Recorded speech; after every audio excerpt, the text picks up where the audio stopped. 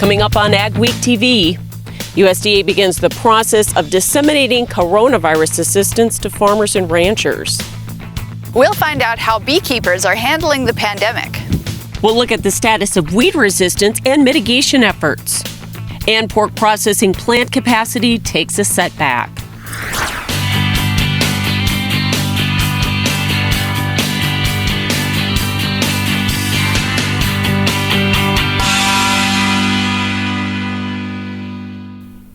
Welcome to AgweekTV. I'm Michelle Rook.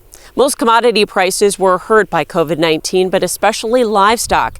This sector was hit hard by supply chain and processing disruptions, as well as lower demand due to restaurant closures and stay-at-home orders. In response, Congress passed $16.5 billion in direct payments for agriculture. USDA's released details. The question is, will it make a difference? USDA is in the process of disseminating the coronavirus food assistance program. South Dakota Farm Bureau President Scott Vanderwell says it will be a lifeline for many. Just about every commodity that we raise right now in agriculture is under cost of production because of the COVID-19 pandemic and the decreased demand. Livestock producers are even included, getting a bigger share of the payments with the meltdown in the processing sector. Vanderwell says this is a bridge for farmers until the economy rebounds. I've been saying there's absolutely no amount of money in the world that's going to make everybody whole, but it still comes back to the point that we're just trying to hang on and every little bit helps. Milk prices also tumbled, and dairy producers are concerned the CFAP dollars won't go far enough. Those dollars are going to run out really quickly. The dollars that were put there aren't going to heal everybody, I don't think, but we don't know what else will be coming. So he's hopeful they can rely on the dairy margin coverage or other programs, or producers had contracts in place at higher prices. Ag lenders say the payments are timely and eclipse any previous aid, but it's hard to define if they'll be sufficient. My sense today is Congress is really monitoring things closely and stands ready to continue to do things on an ad hoc basis. But even then, it may be too little too late for some operations. For consumers, Vanderwell justifies the payments as a matter of food security. Pork processing capacity took a bit of a setback this week after making big improvements in the month of May. The Tyson facility in Storm Lake, Iowa came back online midweek after being down for deep cleaning. And other plants in the region are still off full production with flare-ups in COVID-19 cases, even with the addition of Saturday shifts. The president of the Minnesota Pork Producers Association says it's a slow healing process. I would anticipate it to be that way for a while, as you do hear about new COVID cases in some plants. You still hear of some slowdowns, and some of those slowdowns may be inevitable in the near future because of social distancing in the plants. He says that's still backing up hogs for many pork producers, including his operation. Where we process, we have had some loads canceled, and our harvest weights have crept up. Menzik says this has producers well below the cost of production, and it's also devastating for rural communities. Processing facilities like Hormel Foods in Austin, Minnesota are working hard to keep their employees healthy and their plants running as close to normal as possible. At the end of May, union representatives estimated 25 workers had tested positive for COVID at the Hormel plant and 60 at their supplier, Quality Pork Processors of Austin. Those numbers have likely increased since then.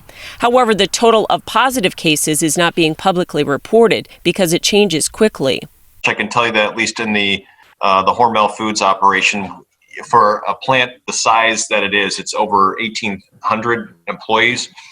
We've had less than 50 since the beginning of the pandemic.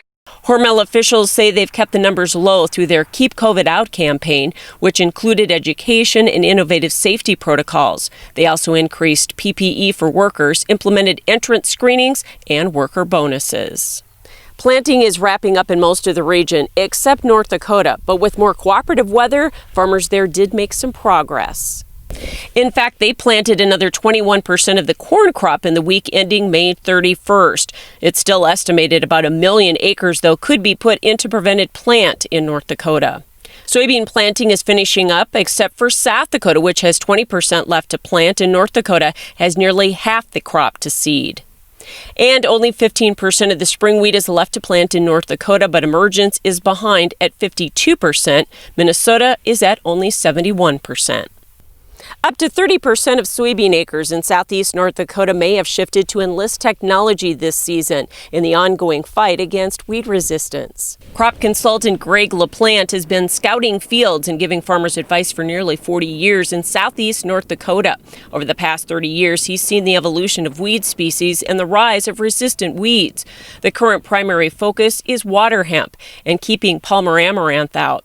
LaPlante says farmers developed a fairly effective strategy against them in the last couple of years, but he says last year's tough harvest conditions are going to make weed control harder for some this season. And LaPlante says some growers in Iowa and elsewhere are already seeing resistance to the latest technologies. You know, we've got those herbicides out and we haven't been getting a lot of rain, so it's tough to distinguish whether it's resistance or just activation of that herbicide. LaPlante says it's important to stay in touch with an agronomist or extension specialist to keep ahead of weed problems. Resistant weeds seem to be popping up earlier than ever this season in North Dakota. NDSU weed specialist Joe Eichley says water hemp was found on May 1st in a research plot in Fargo and near St. Thomas in the far northeast corner of the state a week later. This is the earliest they've documented water hemp in North Dakota. Eichley says our cool May with lows getting down into the 20s should have helped kill off the first flush of water hemp, but he warns farmers must be vigilant for it all summer. But just because we have one flush of water hemp that's up and we're going to kill whether through tillage or herbicides or frost, water hemp will emerge throughout the season. So keep in mind, just because we have a flush out of the way and done with, water hemp is still going to battle back all summer long. So kind of a unique thing with this year. Water hemp being up so early despite it being cold, but it's going to be a season-long battle with water hemp this year, so we're just getting started with that one. Some experts think spring runoff along the Red River may have moved seeds north. Ahead on AgweekTV, bees are essential workers, whether or not there's a pandemic. We'll tell you how their work is being done safely. For home delivery of Agweek, log on to agweek.com or call 800-811-2580.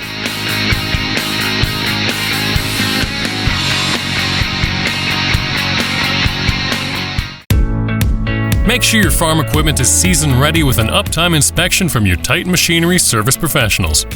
Titan Machinery's team of Case IH certified technicians has the knowledge and experience to find, correct, and prevent mechanical issues that could shut you down during the season.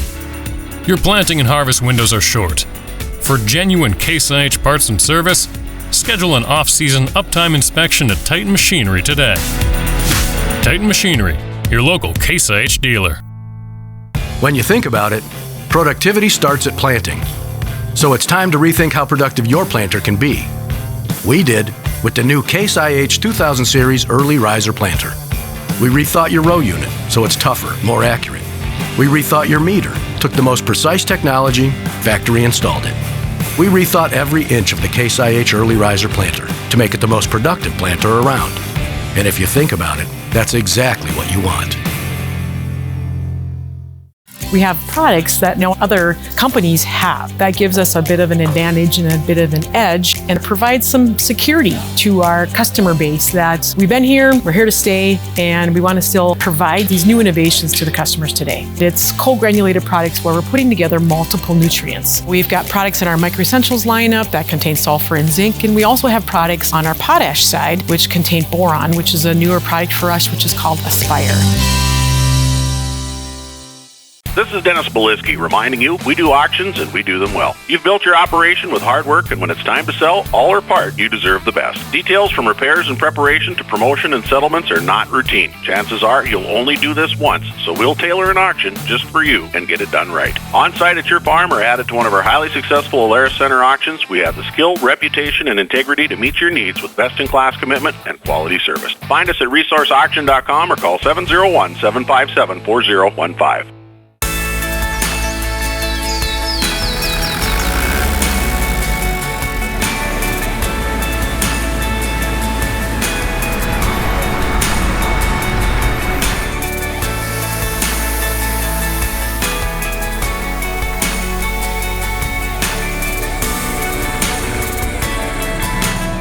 Remember, for all your ag news, go to Agweek.com or follow us on Facebook and Twitter as well. The COVID pandemic has disrupted many industries, including agriculture, but the business of ag must go on. Jenny Schleck tells us how commercial beekeepers are continuing their vital work in this week's Agweek cover story. Commercial beekeeping requires a lot of cross-country travel, something that's been very difficult during the pandemic. So beekeepers have had to make some changes. So at the end of March, as a company, we made a decision to send people home. Bees and beekeepers are essential workers, and they were in the middle of that work, pollinating almonds in California, when the country started shutting down. Well, for the most part, we're all essential for that very reason, is that we're feeding America. And without bees, there are no almonds, or virtually no almonds. It's the biggest paid pollination event on Earth. John Miller's family is in the pollination and honey business in California and North Dakota. Eric Jones' business is based in Wishick, North Dakota, and like Miller, he and his bees and his crew travel extensively. The place depends on the time of year. We didn't miss a beat. No one got ill.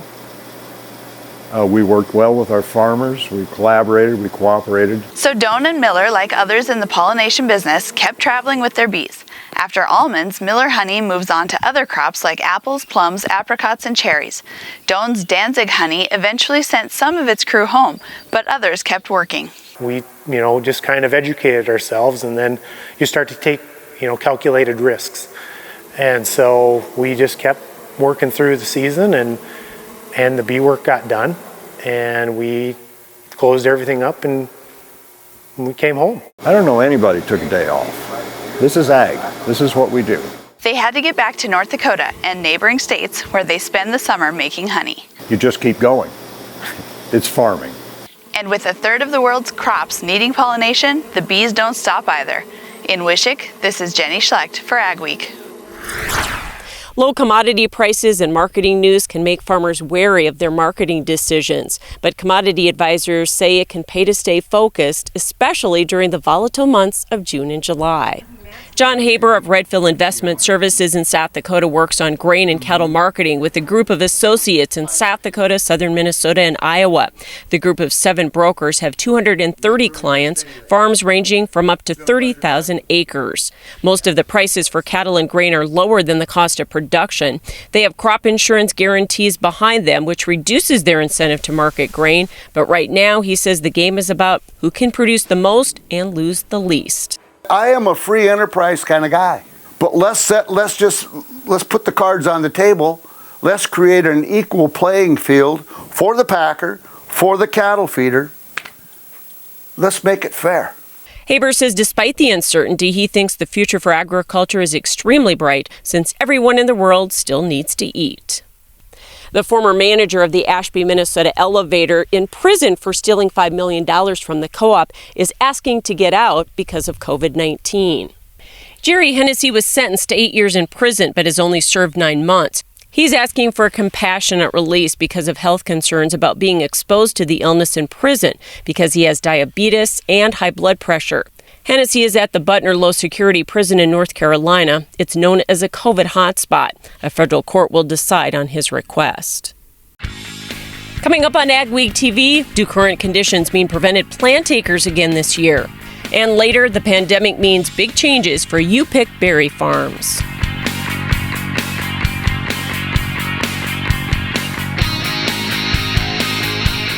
Growing up as a kid, Gateway was always the grain bin building and the grain handling people that were out in our area.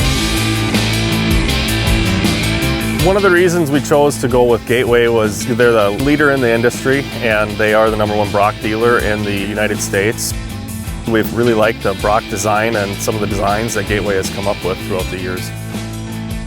My best advice would be to just put your trust in them and let them come up with the design that's going to fit your needs. Add more bushels to your hopper and money to your pocket by harnessing the power of air with Crary Wind Systems. Whether your beans are chest high or barely off the ground, Crary offers 2 solutions that add a constant stream of high-velocity air to quickly feed crop back to the auger, eliminating bunching, reducing shatter loss, and increasing your ground speed. Don't let crop conditions dictate your yield. Check out the Crary Air Reel or Crary Wind System today. Dynaflow is the ultimate high-volume water management pump. Whether you're experiencing flooding, emptying sloughs, transferring ponds, or working on irrigation, the Dynaflow pump works in as little as 18 inches of water and is designed to move 3,000 gallons per minute. The Dynaflow lift pump is the perfect upgrade to your drain tile system. Using line shaft turbine pump technology, these pumps are made to last while operating efficiently. Dynaflow drain tile pumps can move up to 1,500 gallons per minute, up to 3,400 feet away. For Agweek, this is Mikkel Pates at Watertown, South Dakota. We'll look at the positive impacts that dairy can have on the community. A Minnesota couple has put a grain bin to a new use. Spoiler alert, it's not grain. This elaborate system of tubing with the downhill slope is how Maplewood State Park gathers sap to make syrup. Thanks for joining us for this week's edition of AgweekTV. Remember, for all your ag news, go to agweek.com or follow us on Facebook and Twitter as well. Change is constant in the ag industry. Stay ahead of the change with the latest ag news and insights from experienced ag journalists with an Agweek membership. Get unlimited access to ag markets, tech trends, policy news and products, along with farm life insights, profiles, and more with Lite Access. Upgrade to All Access and get unlimited access to all of our FCC news sites, along with your award-winning ag news. Become a member today at agweek.com/subscribe for the ag news you need. A change in the weather has benefited planting and crop conditions in the region this week. Will it continue? Here's John with our AgriWeather Outlook. Weather portion of Agweek now, the 2-week forecast heading forward. Heat is coming northward into the northern plains and upper Midwest in huge waves, residing and being replaced by much cooler weather in between. And each wave of heat will be coming in with a fair portion of humidity, and that will set up the possibility of storms. But because of the shape of the jet stream pattern, I'm still not convinced that those rains are going to be widespread in the Great Plains and upper Midwest. Drought is beginning to rear its ugly head because of a relatively dry winter. Many areas of Colorado are already getting into the extreme drought. Pacific Northwest, especially southern parts of Oregon and the Cascades, did not have a lot of snowfall over the winter, and so those folks are getting set for what will likely be a bad forest fire summer. But in the northern plains, we're starting to see a few areas that are really getting quite dry. Drought Monitor reflects the deep moisture profile, so a lot of this area, the topsoil has been fairly dry. Thunderstorms in the forecast this weekend could very easily eliminate a lot of this, but how widespread will the rains be? Well, the pattern, you can see the trough, ridge trough pattern, that kind of classic W shape, and that's pulling up a lot of warm air and humidity into the northern plains. Over the weekend, that will quickly be pushed southward as the pattern progresses from west to east. So we're hot and humid early in the week. That'll quickly settle back down. In fact, we have some relatively cool weather coming this week into at least the northern plains. A lot of the south will be consistently in the 90s or pretty close to 90 degrees this week, so fairly hot weather south, and the chilliest weather from Hudson Bay down through the Canadian Maritimes. The west, not that cold. In fact, Alaska will continue to be having a fairly warm spring. Transitioning into next week, we start off over the weekend with relatively warm weather. There will be a surge of heat, but I think it'll be further west this time. A lot of the Midwest relatively cool to mild, with a trend toward warming up as we get toward the middle part of June, sometime around the summer solstice. So where will the rains be? Well, a tropical system coming on shore this week is likely to produce some areas of very heavy rain. The models are taking that in through the southeastern states where it may linger, and the moisture will likely linger even after the tropical system fades. So the deep south is going to be quite wet. Some of those showers will move up into the northeast, potentially heavy. There will be around over the weekend, lingering into the early part of the week, of heavy thunderstorms northern plains. I'm not convinced there's going to be widespread beneficial rain. Some areas will look good. However, a lot of the rain will set up in south central Canada. The second week of this period, I look for things to really kind of dry out a bit. Few showers on the coast. A lot of the midsection of the country will just have those sporadic, widely scattered storms. Nothing very organized. Modal's Truck and Trailer Sales builds customized trailers to fit farmers' needs. Whether you're spraying, fertilizing, or planting, we build 28-foot 2-tank trailers all the way up to 48-foot 4-tank trailers and plenty in between, including field-ready drop decks, flatbeds, and enclosed reefer trailers. We have plenty of inventory ready to go at our Wheaton, Minnesota location, but if you don't see what you're looking for at modalsales.com, give us a call and we'll talk about building you the perfect trailer. 2020 has started off where 2019 left off, with a lot of uncertainty and concern. Is your farming operation ready to take the volatility this year has to offer? Do you have a marketing plan in place to take advantage of opportunity? Are you finding it hard to separate the noise from the news? Talk to the professionals at Martinson Ag. We can help you make sound risk management decisions that will help your operation survive during these unusual times. Steffes Group, selling land and the equipment to farm it since 1960. If you're interested in selling or have questions about our auction process, head to our website at steffesgroup.com to contact us at any one of our 4 locations located throughout the Midwest. You can also visit and subscribe to our YouTube channel to view all of our auction previews and recaps to stay up to date on the market in your area.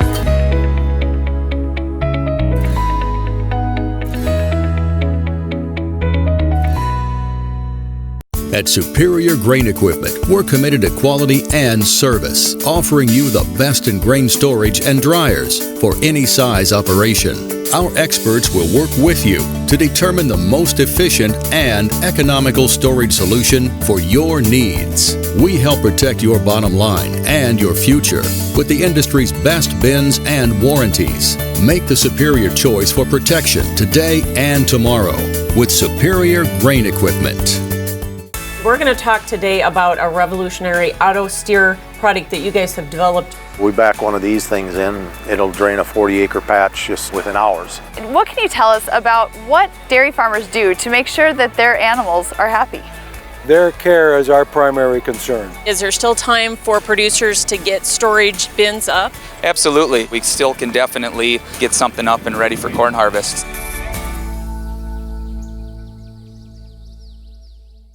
AgweekTV Soy Insight, brought to you by the North Dakota Soybean Council. Welcome back. This could be another big year for prevented plant acres in North Dakota. Some parts of the state are still too wet after a cool late spring. That means planting may not be done by the deadline, especially for growers who had corn in the field last year that they were not able to harvest. NDSU Extension has developed a spreadsheet to help farmers make informed prevented plant decisions. Last year, there were 877,000 prevent plant acres in North Dakota. Similar numbers are expected this year, although conditions did improve this week. It's really hard to tell depending on how things shape up. And on some ground is tiled, so then that's a lot different. And some, it depends on the residue on the ground. If there's standing crop, for sure it won't dry out very fast, or if there's residue. If it's bare ground, it would dry out a little quicker. It depends on the soil and the terrain as well. The final planting date varies by crop and county. Typically for soybeans, it's June 10th, but some decisions are made on a case-by-case basis. He says if you have any questions, call your crop insurance agent. U-Pick berry farms are popular summer spots, but this year will be very different for them. The Minnesota Department of Health has released guidelines for U-Pick operations during the pandemic. It includes having a designated entrance and exit, extra hand washing stations, and not allowing people to eat berries while they pick. Tanya and Dean Sanner have owned Firefly Berries near Rochester, Minnesota for 10 years. They run it with their 4 kids. They say the new rules may be too much for their family-run business, so they've decided not to be open to the public this year. We talked about who would be in charge of enforcing those rules, and nobody wanted to have that job because that's part of the experience, is you get to pick the berries and you get to just sort of wander around, and we wouldn't have been able to do that. We would have had to be very strict. Tanya says she hopes she and her kids can keep up with the picking for retail sales. They also grow Concord grapes, blackberries, honeyberries, elderberries, and raspberries. Still ahead on AgweekTV, 2 North Dakota ag teachers started a nationwide program to lift teachers' spirits. For home delivery of Agweek, log on to agweek.com or call 800-811-2580.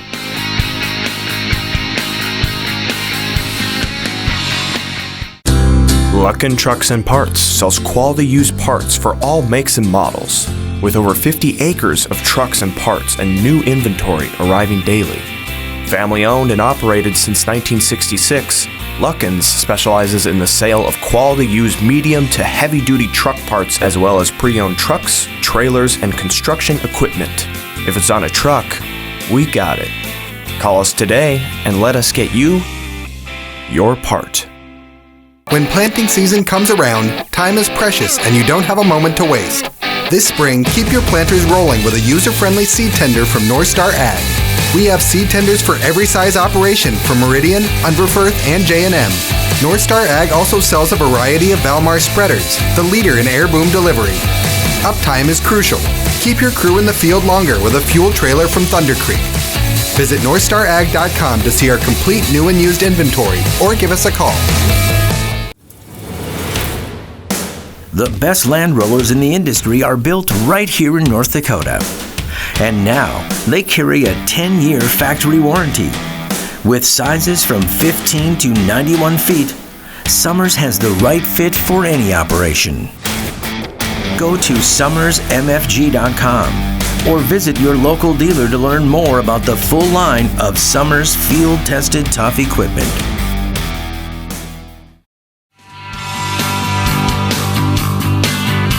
Agweek brings you timely agriculture news from field to fork in digital, print, and television.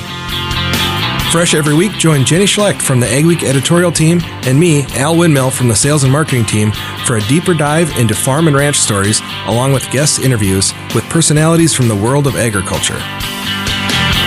If you're involved in farming, ranching, or agribusiness, the Agweek podcast is the show for you.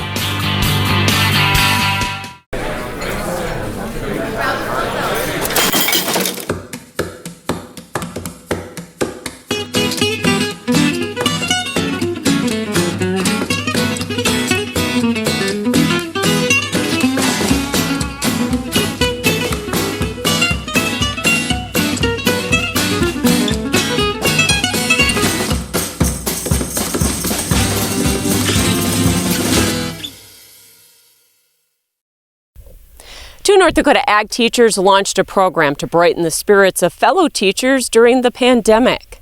Adopt an Ag Teacher was started as a way for ag teachers to encourage each other with small gifts. Through social media, it grew to 402 teachers from 47 states. Kindred Ag teacher Brianna Bregel says teaching during the pandemic was especially tough for ag teachers and other hands-on teachers who had to adjust things like labs for online classes. They set a price of up to $40 for the care packages, but she says they don't have to cost anything.